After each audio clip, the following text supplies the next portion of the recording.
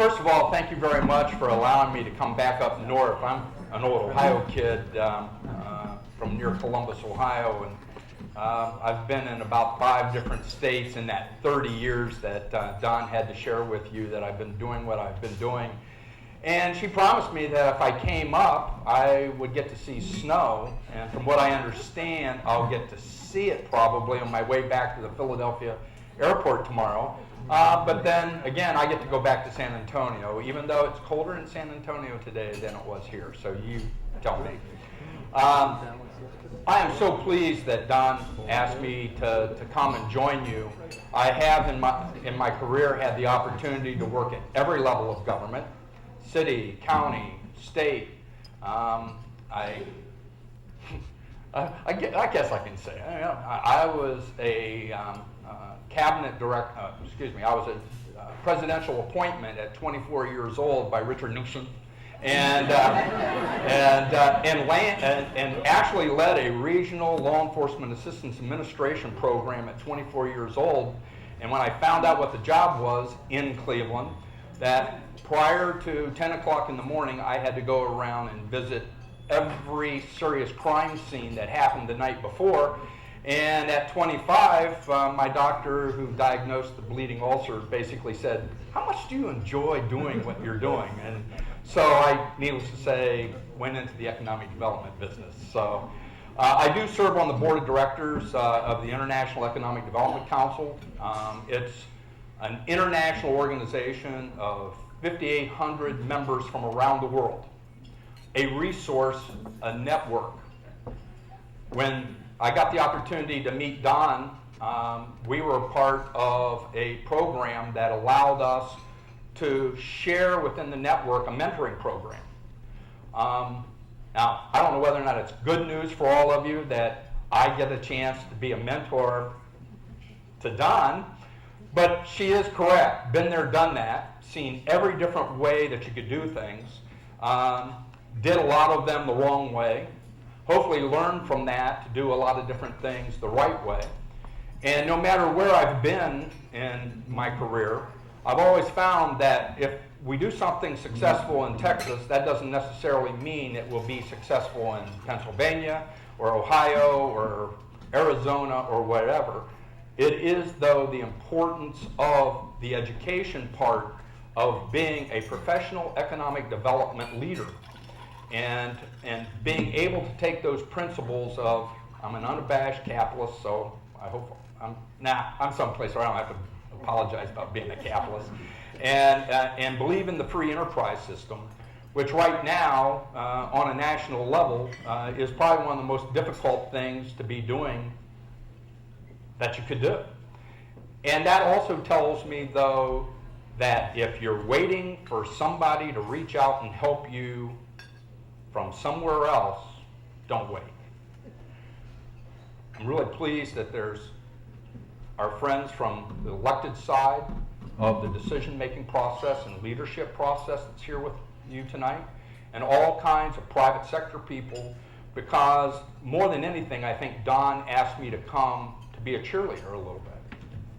And I look at the job that I have, and it is bringing people together and allowing us all to be able to work together for a common cause.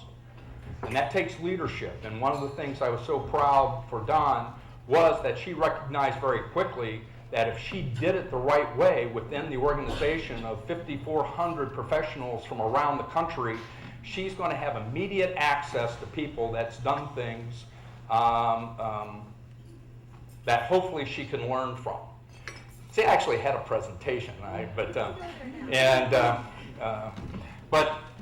the key here is the fact that you're here. And you're here for a reason. The meal was great, by the way, but I think you came for something more than that. It's the holidays.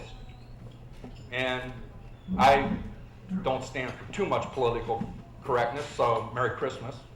And for those that do, Happy Holidays, and I hope you have a great New Year.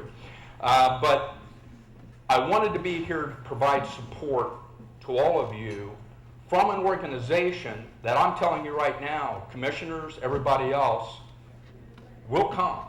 We don't have the answers to everything, but she'll have the ability to bring people here to sit down with all of you and maybe do one thing that would be the most important thing that we could do, and that is to listen. Listen to where you're going and what you're trying to do, and have building economic success together. That's the name of the game today. So I am on the board of directors of the Pro Football Hall of Fame. My kids are all grown up. I don't play golf. I get bored really easily. But since 1991, I've, okay, so the battery's dead on this thing.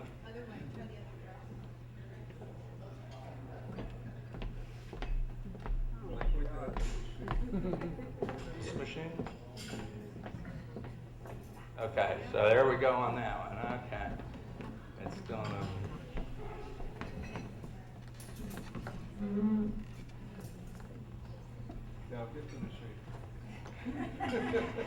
Anyway, I wanted to come here on a pilgrimage. I wanted to help Don, but I also wanted to do something. I've been on the board of the Hall of Fame since 1991, and the reason I was on the board of the Pro Football Hall of Fame, over the years I've raised them a lot of money, and a lot of people don't really realize, but it's a museum. It has nothing to do with the NFL, so everybody thinks, oh, gee, you got all this money, what are you doing? No, it is a museum, 501c3, carries around the tin cup, and that's what they do. Therefore, over the years, they asked me to be on the board after raising millions of dollars, having fun doing things as a part of communities all around the country. But my job at Brooks is one of the most unique opportunities that I've ever had, because it's a former military installation that went through a base closure. And everybody cried about that, but in San Antonio, there's 5 bases. And all those people were redistributed right into San Antonio. Therefore, it was okay, but they brought me in to take the 1,600 acres and redevelop an Air Force base that was Brooks Field, created before 1917 in our entry into World War I, that Lindbergh and Billy Mitchell and a lot of other people had their training there before we entered the war to end all wars. Brooks City Base was before NASA was the manned space program. John F. Kennedy came and dedicated the Brooks Development Authority in 1963 with his famous cap over the wall speech, and dedicated the facilities for the manned space program, said thank you very much, left San Antonio and went to Dallas. And he never really got to see the program as successful as it is. But one thing I'm very proud of is the Accredited Economic Development Organization designation that I heard somebody else got one here recently. I think 1 out of 24 maybe in the entire country that have received the economic development designation for accreditation of being professional and dealing within communities about what you would like to do. At the Pro Football Hall of Fame, how many people have been at the Pro Football Hall of Fame? Okay. 2013 is the 50th anniversary of the Pro Football Hall of Fame. This $30 million expansion, by the way, in Canton, Ohio, there wasn't a Hall of Fame. As an economic development driver for that community, things would be a little tougher than they are right now, and Canton does have a lot of difficult times with their economy. But in August of 2013, the hall will be completed, a double expansion of all the things. And the interesting thing is, since 1920, when the NFL was created in a Hutmobile auditorium showroom, 8 people came together with $100 and bought their franchise that initially created the National Football League. And that was George Hallis and a couple other people. The first person that was in the door, who was playing for the Canton Bulldogs at that time, obviously is no stranger to all of you here. Probably the greatest athlete, forget the century, the greatest athlete probably that's ever lived, based on what he could do. That was my pilgrimage. I was at the Memorial today, in the rain, taking pictures, sending them back to the Hall of Fame, doing all the things on the holy ground of this unbelievable athlete. And a lot of people don't know, but the first commissioner of professional football was Jim Thorpe. And he got paid $100. It also got in the way of him playing because obviously all of professional football at that point was him. And he said, somebody else can do that. So, but through the Hall of Fame, any kind of an organization, the things where you are right now that I've heard Don talk about is you have to strategically plan for the future. You need to know what you want to be when you grow up. And please know you're not the only community and area that's dealing with these same issues that you're dealing with across the United States.